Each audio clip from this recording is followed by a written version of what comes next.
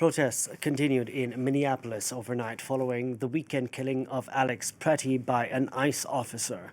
U.S. President Donald Trump has also shifted his tone with Democratic leaders in the state following conversations he had on Monday. White House officials, meanwhile, have been left scrambling as anger mounts following the killing of the second U.S. citizen in Minneapolis in a matter of weeks by ICE. For more on this story, we can go across to Fraser Jackson standing by in Washington. Fraser, what are you hearing about the administration's ICE operation now on the ground in Minneapolis?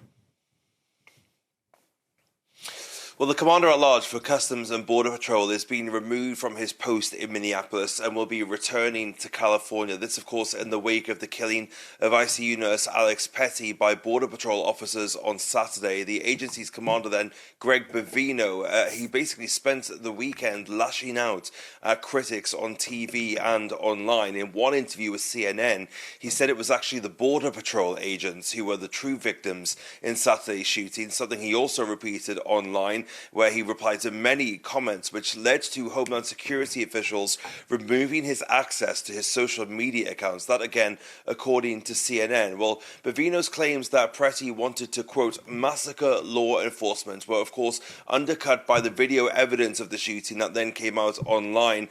And the White House pulled back from the heated rhetoric that other high-ranking officials have also engaged in. That includes the Department of Homeland Security Secretary Kristi Noem, who called Pretti a domestic terrorist. Caroline Levitt on Monday said that the president hadn't characterized the 37-year-old nurse for veterans in the same way and tried instead to speak about what the White House says is an alleged fraud scandal, which was a key reason for the federal deployment to Minnesota in the first place. But allegedly, Trump is not happy with what is happening in Minnesota and the optics of what's happening in Minnesota. And now he's starting to shift his stance on the deployment of federal officers there slightly, sending his border czar Tom Homan to the region. He will be landing there today and will be meeting with local law enforcement. He is seen as somebody who is a moderating force, a career immigration official, and somebody who will act as a linchpin between the government and the state and local officials there on the ground in Minneapolis.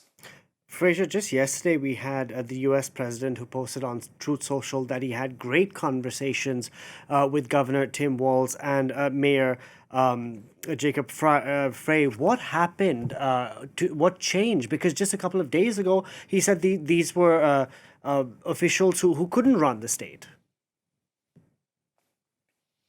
Yeah, well, Trump has been on those calls with both Minneapolis Mayor Jacob Frey and also Minnesota Governor Tim Walz, who said that he asked Trump to end the immigration enforcement surge in the city. Jacob Frey said that Trump agreed with him that the present situation cannot continue, which of course means that Bavino will now depart the Twin Cities, with other agents also being stood down in the area. There are currently around 3,000 federal officers deployed in Minneapolis. That, though, outnumbering local police there by over 3-1, which is what prompted Tim Walz to call the state's National Guard in to help keep the peace.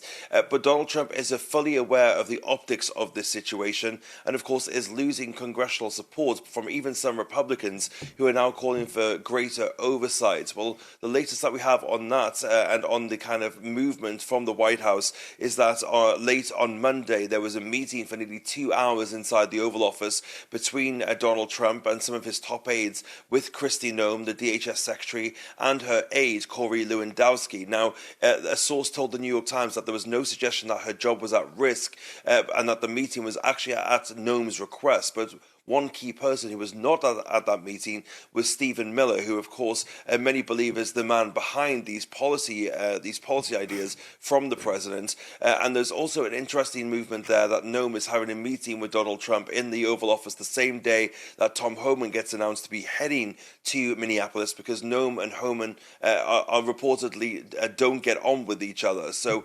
there has been idea that there's been a bit of a shift in the administration there, but the White House very much adamant that Noem is not going anywhere. Fraser, you mentioned optics. I'm just curious, how does Donald Trump's MAGA base view the killing of the second U.S. citizen in the city of Minneapolis in just a couple of weeks? Two Caucasian people, I might add, who have been killed. So how does Trump's base view all of this?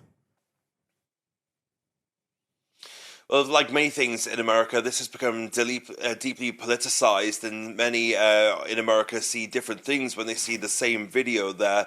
But I think something that has really touched the MAGA base and kind of really made them push back against this is the notion that this man was carrying a weapon. Of course, we have concealed carry laws here in the United States, and Alex Pretti had a weapon on him, but he was legally carrying that firearm, and the immediate suggestion from the administration that these people cannot carry a weapon whenever they go to a protest elsewhere really prompted a backlash from significant amounts of people within the conservative and MAGA movement. Even the NRA, the National Rifle Association, pushed back on this and pushed back against one regional attorney general who tweeted that, and that has kind of caused a bit of a stir online. Of course, Donald Trump has long said that he is somebody who supports the Second Amendment, the right to bear arms. Caroline Levitt said that no one had done more for the Second Amendment than this current president, but there has been a significant debate online about the fact that Donald Trump